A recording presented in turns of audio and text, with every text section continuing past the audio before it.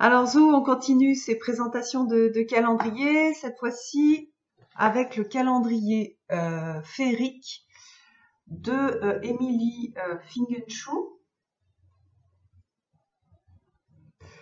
Donc on a là des illustrations qui vont plus parler, je trouve, à l'enfant intérieur, plus d'ailleurs que le Shadowscapes.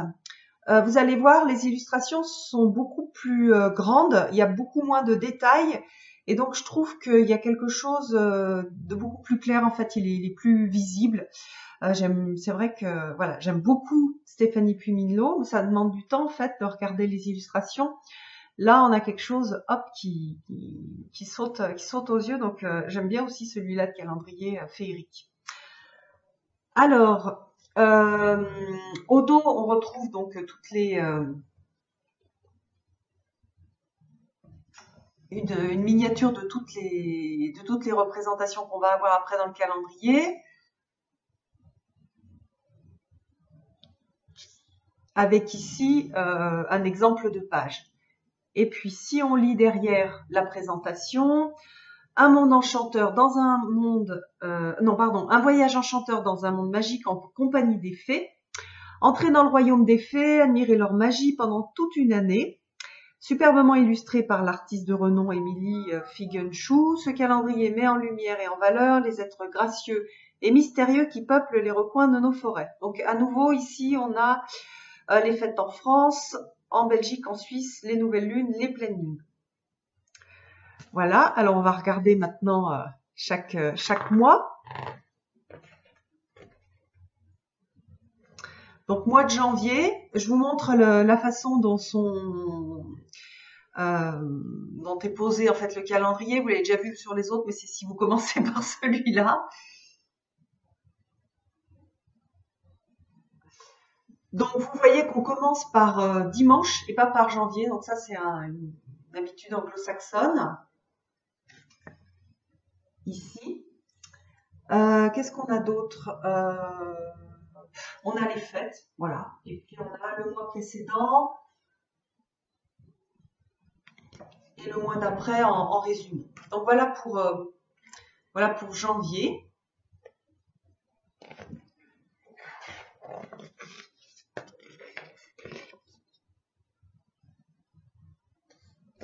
Pour février, on a quelque chose de... Voilà, on a une rencontre entre deux fées. Ça fait des amoureux. Mars.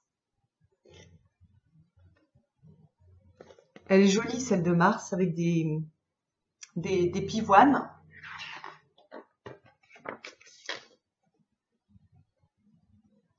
Avril, avec les ce sont des petits oiseaux des arbres, des moineaux, des bergeronnettes. Mai, on retrouve en mai les représentations d'une sirène. Je la mets devant pour qu'il fasse bien la netteté.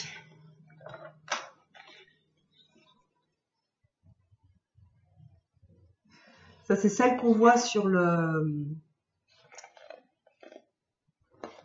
du calendrier. Elle est vraiment jolie.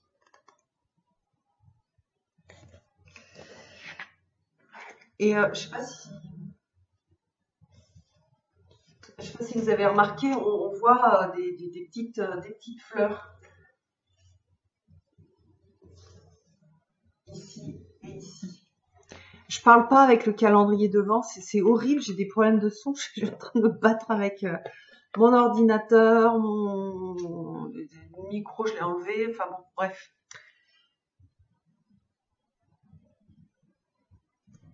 Elle est jolie celle-ci, c'est un personnage masculin. Pour août,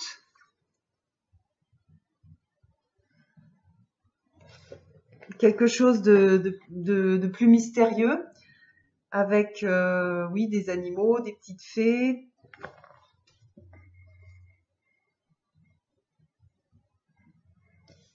Vraiment magique. Septembre, elle est ultra jolie.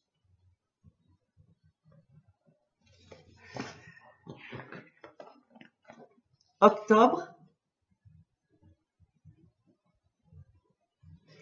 Ça me fait penser au tarot des fées victoriennes un petit peu. Waouh, novembre.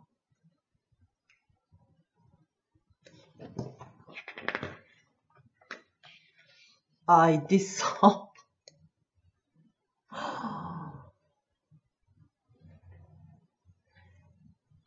C'est vraiment, il est vraiment beau celui-là, hein. Ils sont tous beaux.